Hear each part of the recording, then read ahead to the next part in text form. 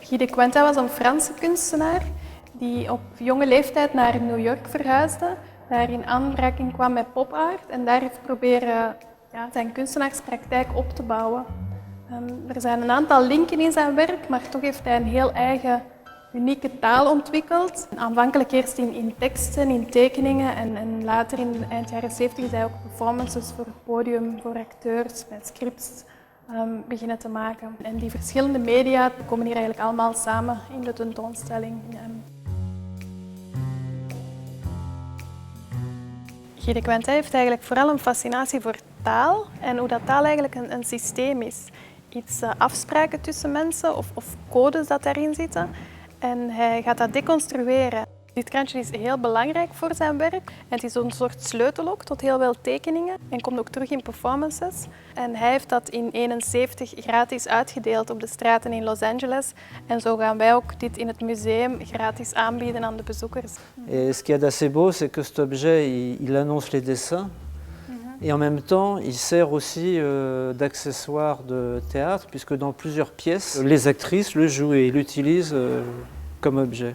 Alors chez Guy, elles sont toujours très chic. Il attachait beaucoup d'importance au stylisme. Il a d'ailleurs, tu sais, il a été graphiste pendant plus de 10 ans. Il dessine des petits dessins à l'encre de Chine pour des magazines de mode. Et on retrouve tout à fait ces figures avec ces femmes en talons, ces petites robes noires impeccables. Il y a un certain chic comme ça, surtout qu'à Los Angeles à l'époque c'était un peu trash.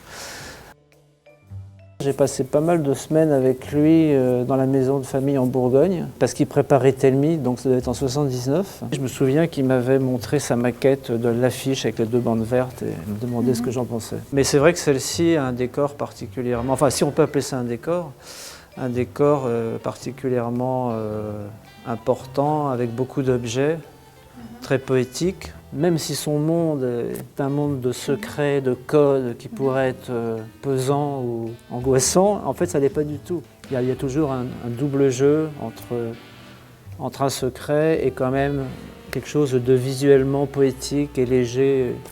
Et il disait lui-même qu'on n'était pas obligé de comprendre le dessin, que rien que l'idée de savoir que c'était un code suffisait. Mais tous les dessins de Guy sont cryptés, c'est-à-dire que, enfin tous quasiment, il y a une petite phrase qui est aussi le titre, mais la phrase est là.